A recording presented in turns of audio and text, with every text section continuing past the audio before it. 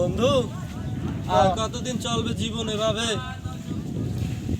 নদী বাঙ্গুলি মানুষ, নাই বাড়ি নাই ঘর। আরে জীবন জীবন চলে না রে, জায়গায় জায়গায় ব্রেক করে চলে না, আর গাড়ি চলে না। পেটের ক্ষুধায় আর হাঁটতে পারছি না, আর হাঁটতে পারছি না আমি, আর হাঁটতে পারছি না।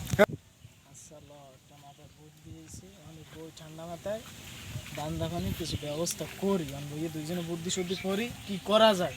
লাইফ তো চালাইতেই বা আমাকে কতদিন আর কতদিন না খাইয়া না পড়িয়া আমরা ল্যাংড়া, তাই সময়তে ল্যাংড়া, তাই ল্যাংড়া এক কাপড় 2 দিন পর 3 দিনের দিন ওই কাপড় কিনে ময়লায় ঘামের গন্ধ টেকতারি না।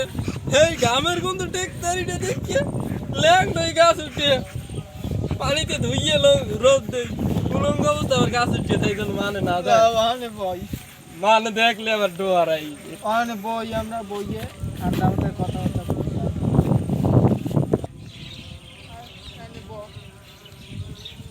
বাহ বন্ধু বাহ,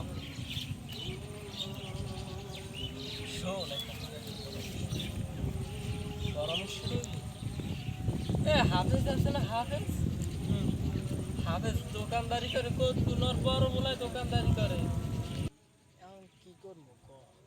কি কমু ভাই, সরকার তো আর আমাকে আলিশ সেবাটাও দেয় না। যে আলিশ সেবাটা দিলে বই বই খাওয়া যাইতে আলিশামি করি আলিশামি, সরকার দেয় না আলিশ সেবাটা, বউ ভাতা দিয়ে থাই কি মদনের মদন। এবার আলিশে একটা ভাতা দেওয়া উচিত নেই দেয়, আমরা আলিশে মানুষ আলিশামি করি একটা ভাতা নেব। আগে বউ মারছে এই লিখে বউ বউ ভাতা পাই, আর বয়স হয়েছে হেলিকে বয়স্ক ভাতা পাই, মোরা কি আলিশিয়া ভাতা পাই না? এখন ওসব কথা বাদ দে, এখন কাজ কামড়ে খাইতে না, আর মুখ ওরমে দেবও না, যে দেওয়ার লোক আছে দেবও না।